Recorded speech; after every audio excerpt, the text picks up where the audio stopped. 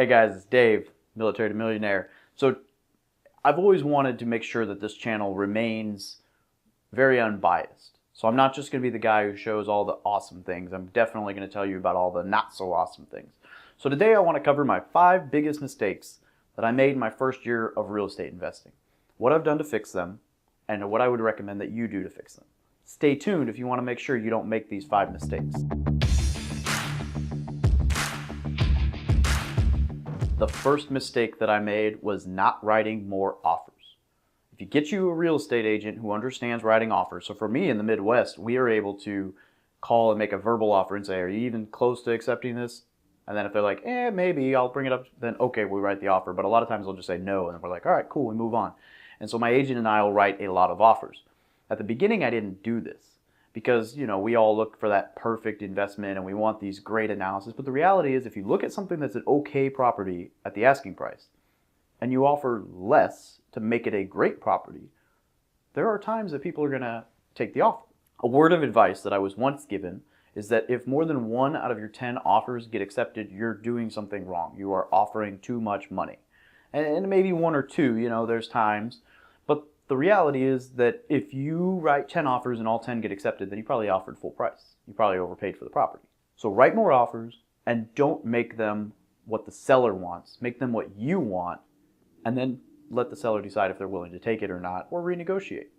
Part of the not writing enough offers ended up being that I wasn't offering fast enough. So I will never forget there was this property. It came on Realtor.com. I was sitting there. It was like a group of 3 homes, I think, or a triplex. It was some kind of hodgepodge, like I can't remember if it was 1 lot with 3 homes or 3 separate lots with 3 separate homes. So it came on the market, I kid you not, it was like $85,000, $90,000. I mean, it was a screaming like red flags, what's wrong with these properties deal, right? And so I started asking questions and analyzing and talking to my realtor about it. And about 2 days later, we get all our answers and it's under contract. And I knew when I saw it, like, oh my goodness, this is insane. I should have just full price offer, written it, and then you got the due diligence period. So that's the other benefit is if you write a bunch of offers and you write fast offers, don't worry about it. You have a due diligence period to inspect the property and make sure there's nothing else crazy going on. That could have been the best deal of the year. And because I waited to pull the trigger, nothing. I'll never know. But the reality is this, is we let this stop us from taking action. And this is a safeguard. It's meant to make us survive, but it's not meant to make us wealthy. So just know that sometimes you're going to have to do the uncomfortable thing and write a lower offer. Write a faster offer. Ask questions later. I'm not saying to buy crappy properties. I'm saying to make offers and then figure it out. Okay, mistake number 2 was not asking about seller financing. I bought my first duplex and I could have easily seller financed out my down payment and not had to make it. And I'm sure of that because I have since talked to the seller and it would have worked. Unfortunately, I didn't ask the question. So ask the question, watch my video about creative financing, we'll link to it. Watch my video about creative financing, ask the questions about seller financing and stuff, and you never know what's going to happen. I could have very well purchased more properties with less capital had I started asking that question sooner. Number 3, and I'm honestly kind of ashamed of this one, is not networking with wholesalers in my market.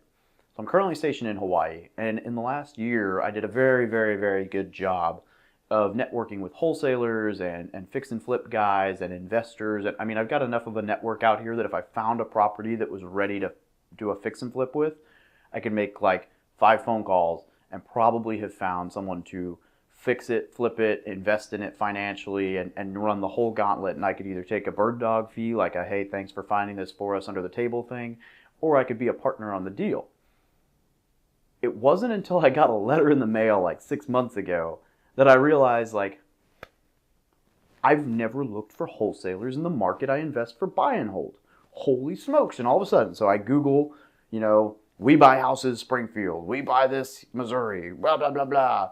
And I found like 4 different people. And now I get emails every week about a property in Springfield. I almost bought one last week, but of course I didn't offer fast enough. It was very quick, but I sent the email like the day of, and by the time they got back to me, it was already under contract. So whoever else it was, they just read their email first. But I mean, that was a property that I could have bird, and I had everything done and knew exactly what I was going to do with it, and it didn't work out. But the wholesaler sent it to me. It wasn't on market. There was no craziness. It was very simple. And so 2 things that you can do to find wholesalers. One, if you get those pesky little direct mail postcards and stuff from investors, call them. Say, look, I'm not willing to sell, but I want to get on your buyer's list. 2, Google. I have a whole video on that. Check it out. One other piece is go to real estate investor meetups and network there. You'll find wholesalers, you'll find buyers, you'll find sellers, and just network. Be a person that's worth knowing. Go there, add value to them, and you'd be amazed what happens. That's how I met everyone here in Hawaii. Networking, talking, and playing the like, oh my goodness, do you know so-and-so? Yeah, they're such an awesome person, blah, blah, blah, let's talk, look at all the stuff we have in common, and what.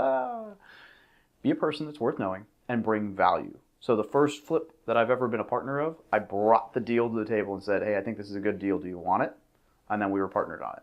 And that's a way to bring value. There's ways to bring value to people's lives, and then you'll get the in to network with them and help. I didn't increase my savings gap. So here I am learning about investing and how to spend my money better and this, that, and the other, and I neglected to fix my expenses. So for the last 1.5 years, I was spending I wasn't doing very bad with my money. I was still saving 20, 25% of my income. But now I'm saving like 45% of my income. And I could have done that a lot sooner. Imagine having an extra 20% of my income for 2 years. I mean, that's a pretty substantial chunk of change that I'd have in my account that I don't right now. Not thinking bigger. The first 2 years of real estate investing, we bought and owned 3 rental units. That's good. No problems. I mean, that's really good. Like, nothing's wrong with that. This year alone, we bought 50. The difference?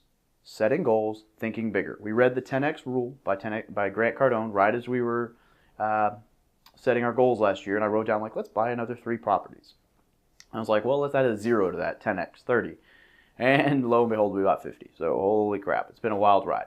But just know that if you don't think bigger, you might meet your expectations, but that's, you set them low. But if you think big and you go big, even if you don't miss it or you don't hit that goal, it's going to be somewhere in the middle. You're going to find a middle ground, and you're going to have done better than if you had just left your goal down here, right? So we all hear the shoot for the stars and all that other nonsensical, whimsical crap.